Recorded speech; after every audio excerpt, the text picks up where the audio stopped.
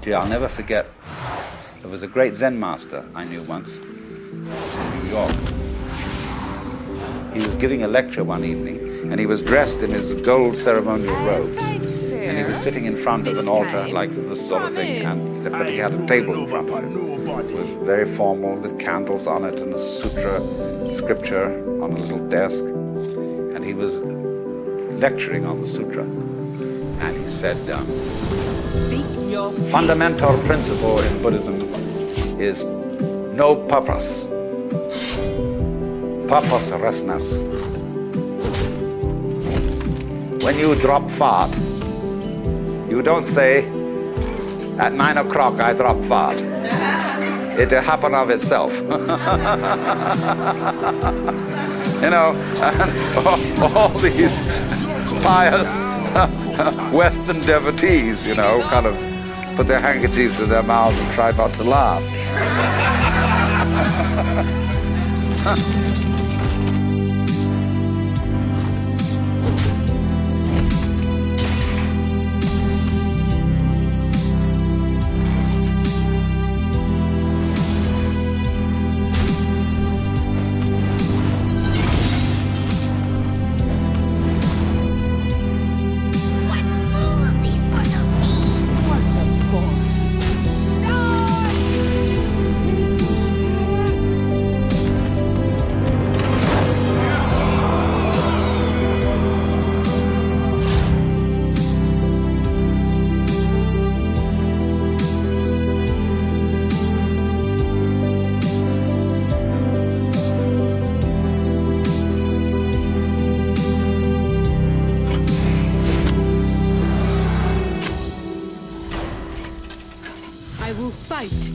So, but that's the meaning of something that happens of itself, like drop fart or have hiccups or just you came into being, you know?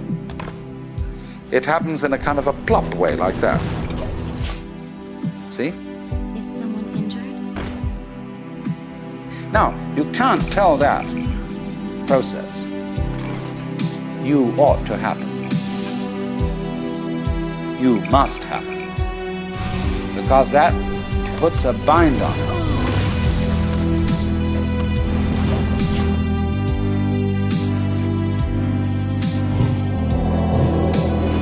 My words hold power.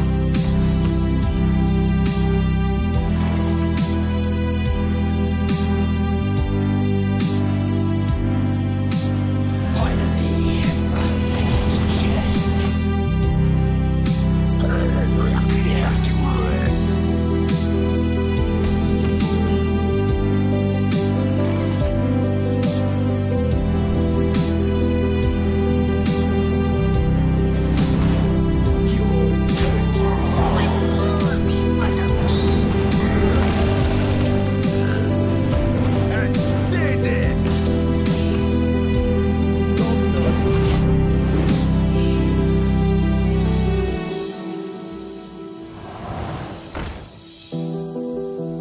In the same way as when you have a child and all the relatives have come to a party on Thanksgiving, and you put the child into the middle of all the relatives and say, now dear, play. See, it absolutely bugs the child to do it like that. The thing is that we have been educated to use our minds in a certain way, a way that ignores or screens out the fact that every one of us is an aperture through which the whole cosmos looks out. You see, it's as if you had a light covered with a black ball. And in this ball were pinholes. And each pinhole is an aperture through which the light comes out.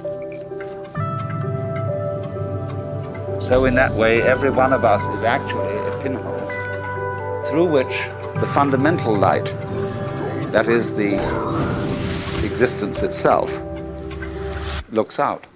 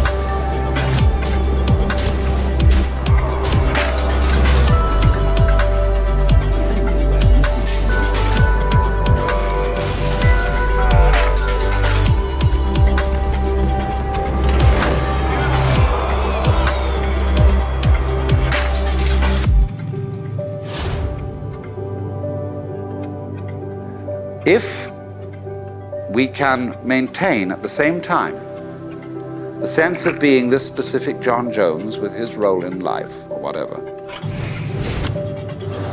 and know also underneath this that we are the whole works, you get a very marvelous and agreeable arrangement.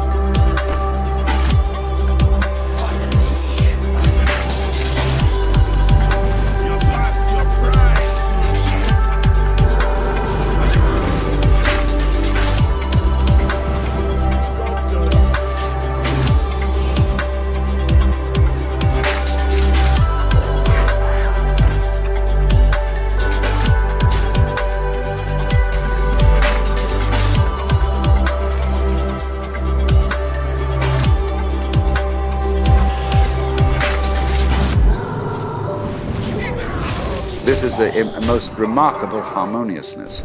I mean, it gives one's life a great sense of joy and exuberance. If you, in other words, you know that all the serious predicaments of life are a game. Now, I want to put it two ways. I'm not saying that it's a bad thing, something to be condemned, to take your own individual life seriously, in dead earnest, and to have all the problems that go with that. Do you understand that being that way, that being a real mixed up human being, is a manifestation of nature that is something just like patterns on the waves out here, or like a seashell. You know, we pick up shells and say, my goodness, isn't that gorgeous? There's not an aesthetic fault in it anywhere. It's absolutely perfect. Now, I wonder if these fish look at each other's shells and say, don't you think she's kind of fat?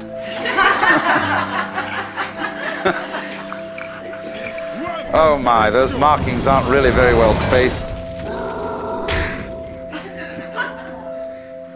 Because that's what we do. See, we don't realize that all of us, in our various goings-on and behavior and so on, are just as more marvelous, much more complicated, much more interesting. All these gorgeous faces that I'm looking at, you know, every one of them. Some are supposedly pretty, some are supposedly not so pretty, but they're all absolutely gorgeous. And everybody's eyes is a piece of jewelry beyond beautiful.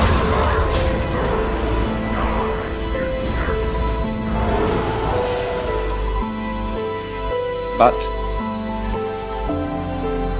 we have specialized in a certain kind of awareness that makes us neglectful of that. There's a price on your head.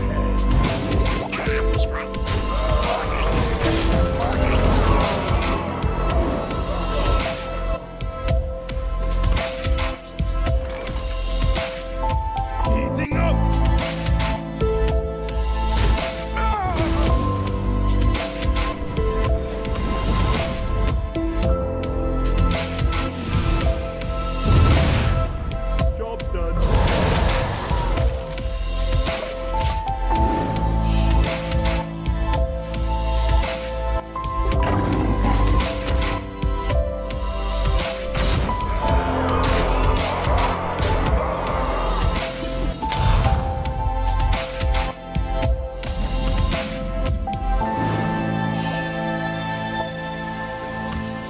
We specialize in more or less briefly concentrated, pinpoint attention.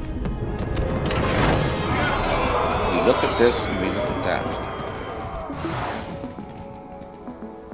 And we select from all the things we might possibly be aware of, only certain things. And as a result of that, we leave out of our everyday consciousness, generally speaking, two dimensions of experience. One, amazing beauty of experience that we never see at all. And on the other hand, the very deep thing, the sense of our basic identity, unity with, oneness with the total process of being. See, because we are staring, as it were, at certain features of the landscape, we don't see the background. And because we get fascinated with, you know, I could go into details of this shell, as I said, and put myself in the mind of a conch or whatever it is that lives in this thing, and to say, that's not so hot, that one. Like that. See?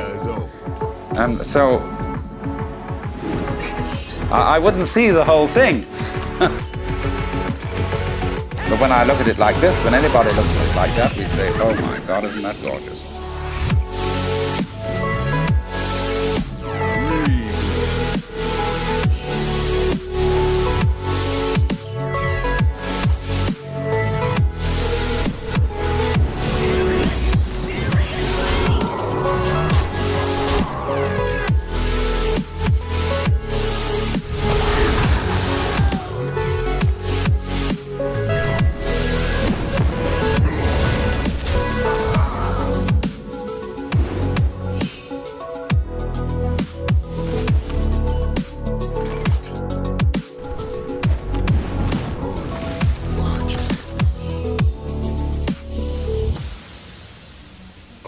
Another way of talking about the web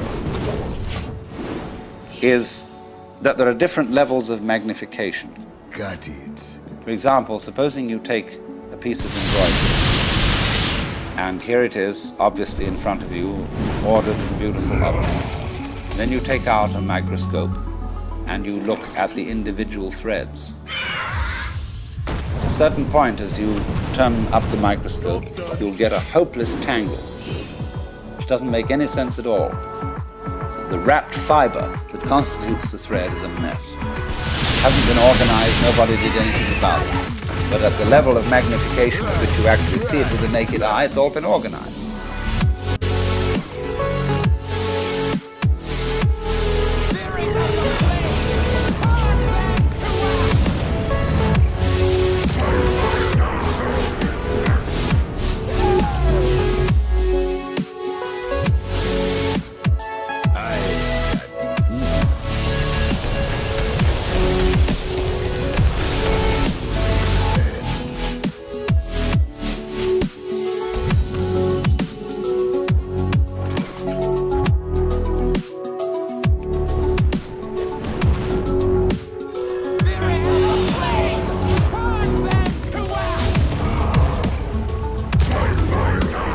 Now, keep turning up that microscope.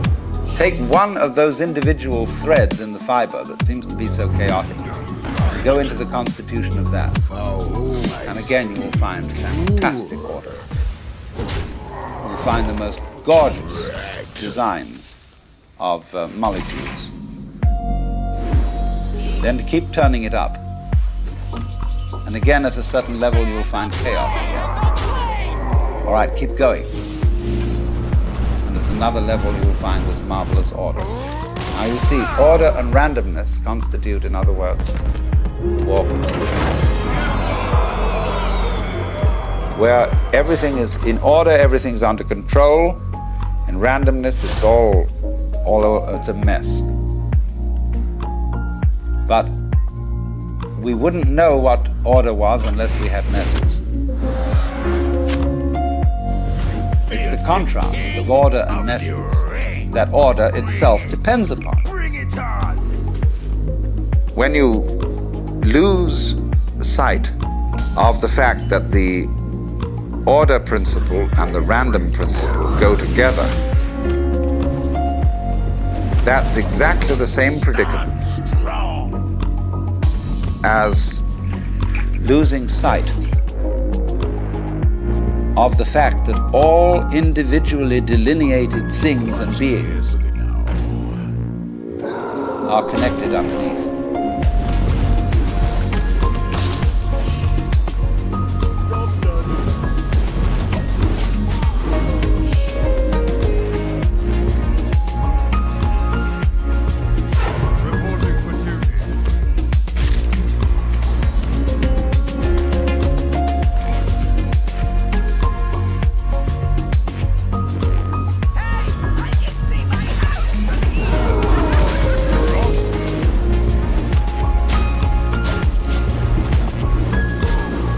Just like mountains stick out of the earth and there's a fundamental earth underneath them. Follow the rules.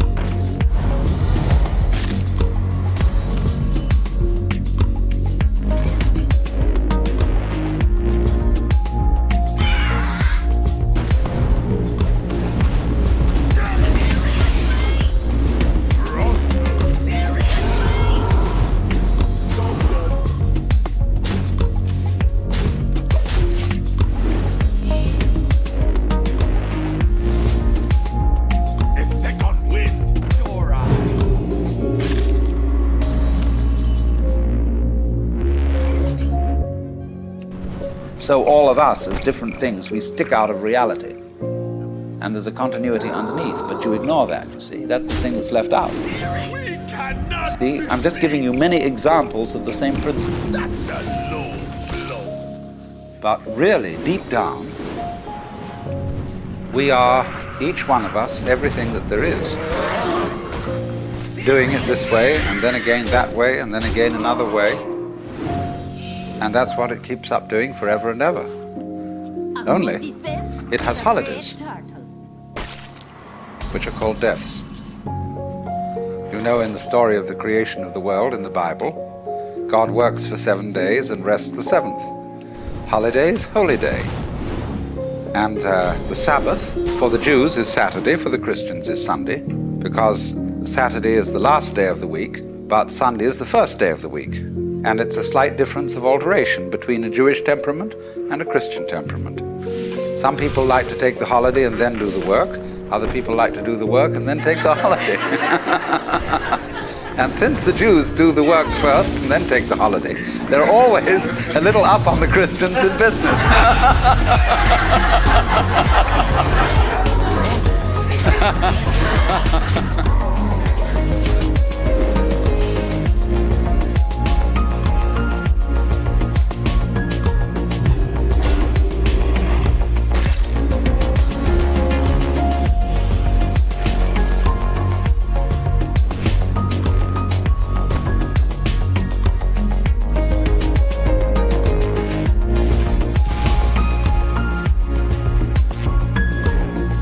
But the point is that a holiday, this pause between something going on, is of the essence of the idea of a web.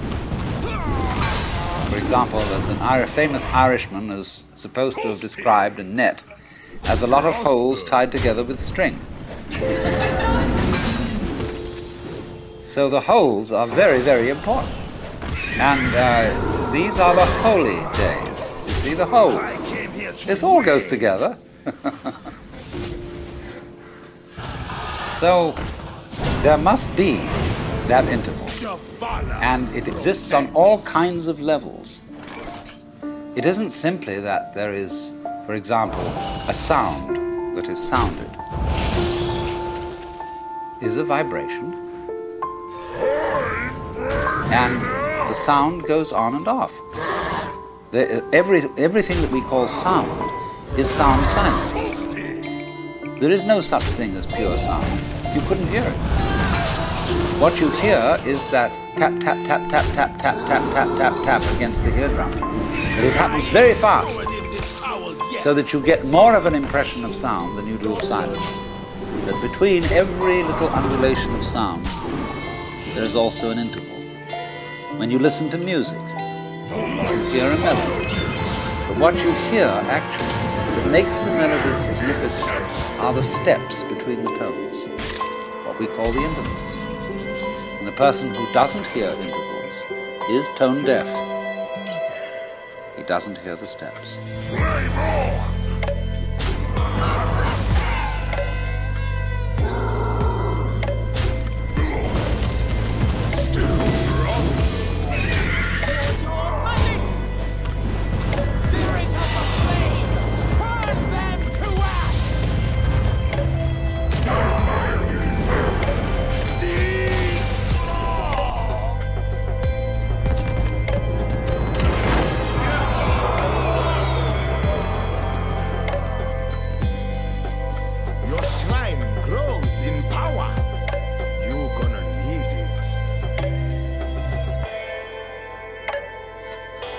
So that interval between whatever happens is as important as what happens. So we'll call these two things, the sound and the silence, the life and the death, somewhat analogous in weaving to the warp and the woof. There's something that always struck me as a child, fabulous. That string, just thread, could turn into cloth. Say you take a ball of wool and suddenly it turns into a sweater. Fantastic.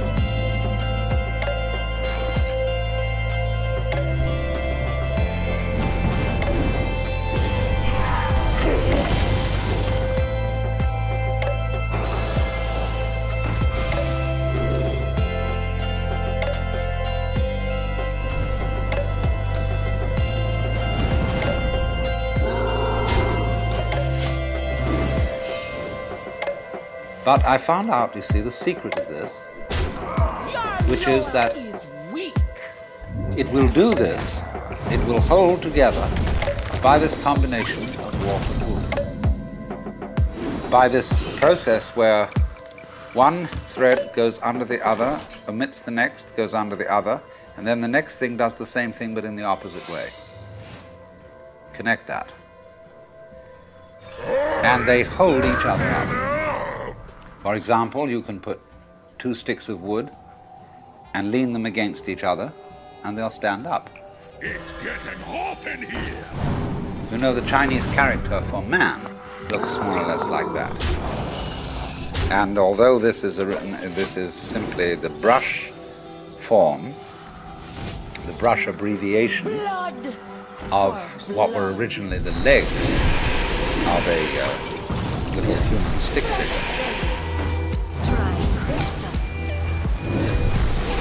There's a story that Japanese children sometimes learn from their mothers. That the reason this is the character of man is that 2 sticks bent together, as I described, will keep each other up. And the one depends on the other. It's mutual. And so in the same way, the existence of human beings depends on our supporting each other. Without that, no one of us can exist. But that, which may seem a little trite, a little sort of moralistic and so on, but it is absolutely fundamental. That anything that there is, whenever we can say that something exists, existence is a function of relationship.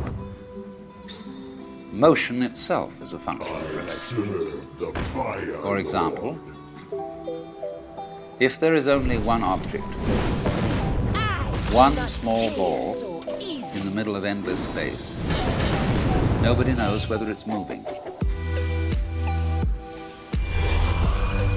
Because you can't tell whether it's approaching anything or whether it's going away from it. Because it's nothing. So, in that state of affairs, no motion exists. But if we introduce a second ball into the picture, and the two either come towards each other or go away from each other, then we can say that both of them, or either of them, is in motion. We can't decide which is the one that's doing the moving, because it could be one or the other. Now we'll put 3 balls into space, and we find 2 of them staying together and the other one going away. Now it's up to the 2 of them to decide whether the other one is going away from them or they're going away from the other, because 2 is a majority in this case. And the vote always, of course, goes to the majority.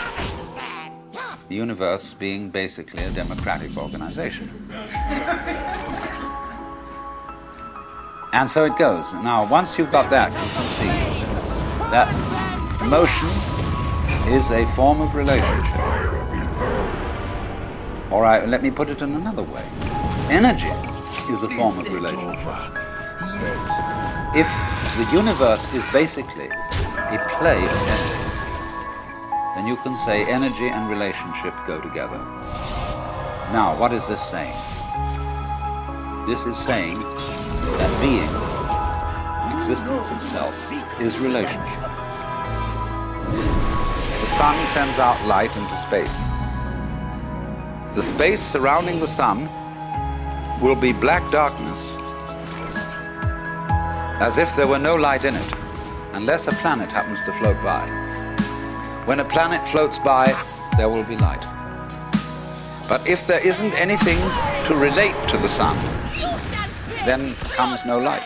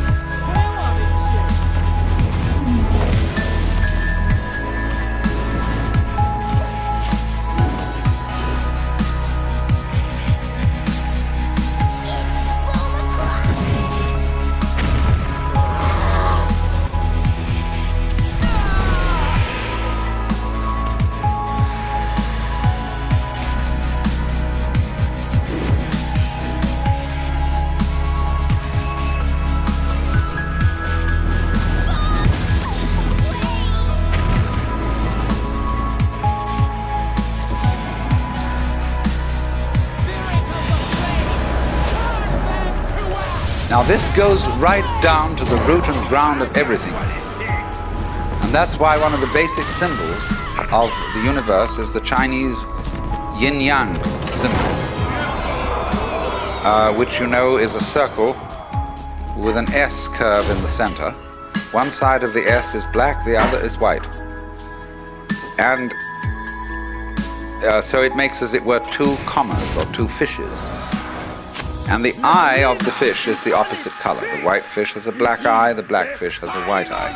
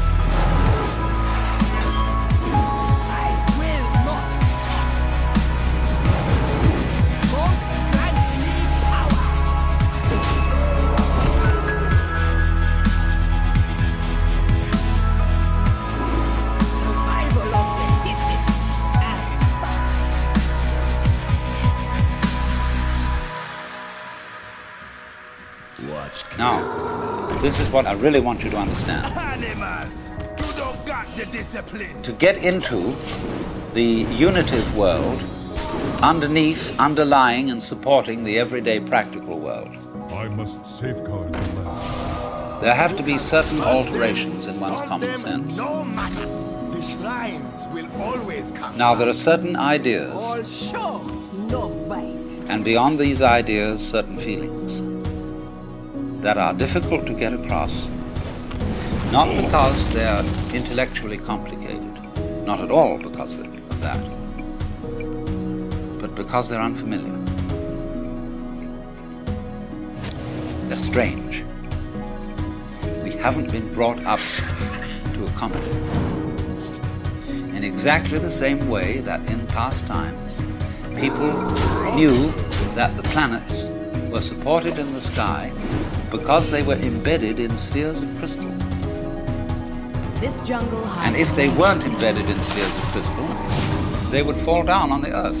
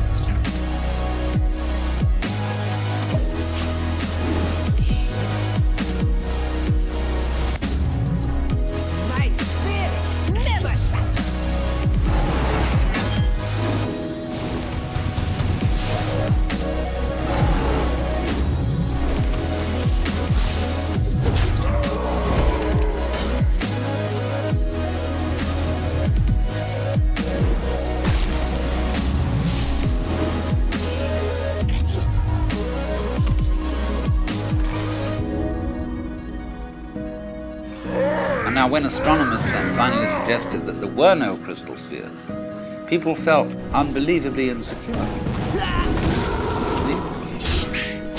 They had a terrible time assimilating this idea. Now, do you see what it involves to assimilate a really new idea? You have to do quite a flip. For example, there's some people whose number systems only account for quantities. 1, 2, 3, many. So they don't have any concept of 4 corners of the table. So the table has many corners. And a pile of pebbles is, in that sense, equivalent to the 4 corners of the table. Now they have difficulty, you see, in beginning to assimilate the idea of counting through and numbering all those levels.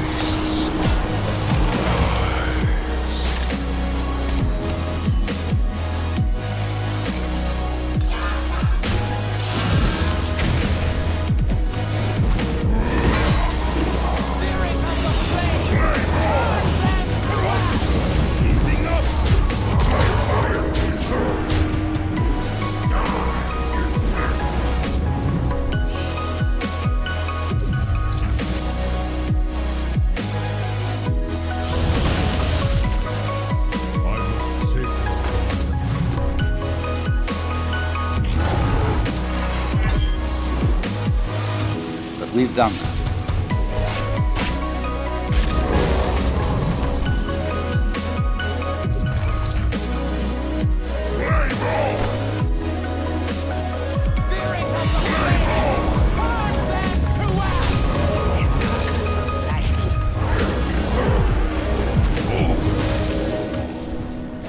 So to us that is perfectly simple. But imagine the kind of mentality, the kind of person to whom that is not simple at all. Now in exactly the same way, there is here what I'm trying to explain, a new idea that most people don't assimilate. And that is the idea of the total interdependence of everything in the world.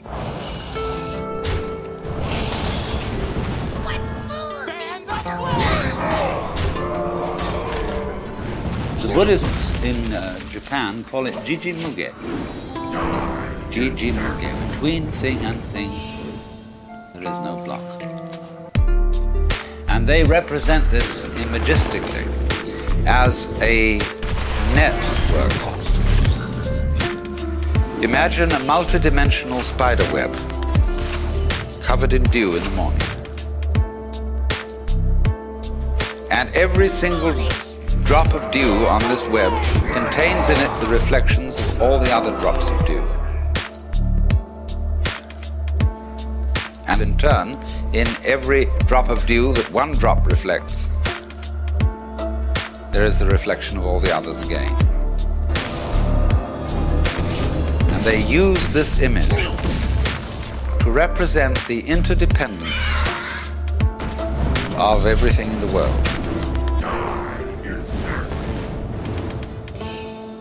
In other words, if we give this dewdrop image, if we put it into a linguistic analogy, we would say this: words have meaning only in context. My favorite. The meaning of any word depends upon the sentence or upon the paragraph in which it's found. So that if I say, this tree has no bark, that's one thing. And if I say, this dog has no bark, that's another thing. So you see, always, the meaning of the word is in relation to the context.